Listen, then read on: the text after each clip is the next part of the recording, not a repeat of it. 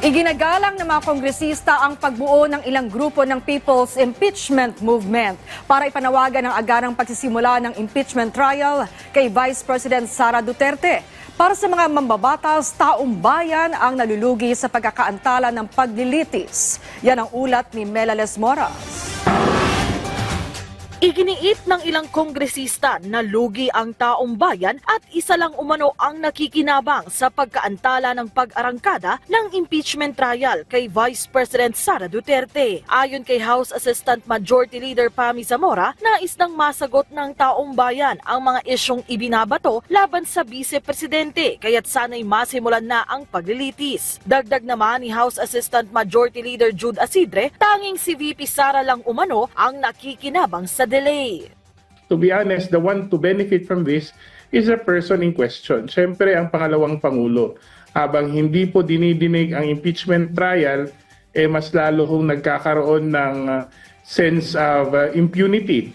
Sa kada araw na pinapatagal to, taong bayan ang nawawala ng pag-asa kung saan talaga napunta yung daan-daang milyong piso pinag-uusapan. Lugi ang taong bayan. Sa ngayon, nagkasa na rin ng People's Impeachment Movement ang iba't ibang civic groups para ipakita sa Senado na may public clamor talaga ukol sa impeachment para masimulan na ang paglilitis. Pero tugon dyan ng mga kongresista, Hindi na siguro kailangan ng public clamor, no? Kasi tungkulin at mandato naman ng Senado na dinggin ang anumang impeachment complaint na dumarating sa kanila. If the public feels the need to do it in order to somehow maybe make the Senate hear us, then so be it. Kung yun ang gusto nilang gawin, wala nang dito.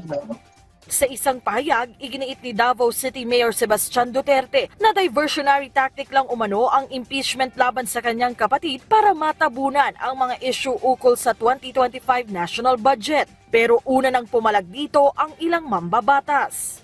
Yung issue ng impeachment came first before the issue of the GAA. And I think malinaw naman, nagsalita ng ating mga Committee on Appropriations and everything. There's a perfect explanation, no, to how the GAA was crafted, how it was signed into law. Distraction din yung ginagawa nila. Kasi nga, hindi pa rin nila nasasagot si Mary Grace Piatos. So, hanap-hanap distraction, hanap-hanap diversion, para hindi pag-usapan.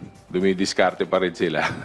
Sa ngayon, may mga nakabinbin na ring petisyon sa Korte Suprema ukol sa issue ng impeachment. Melales Moras para sa Pambansang TV sa Bagong Pilipinas.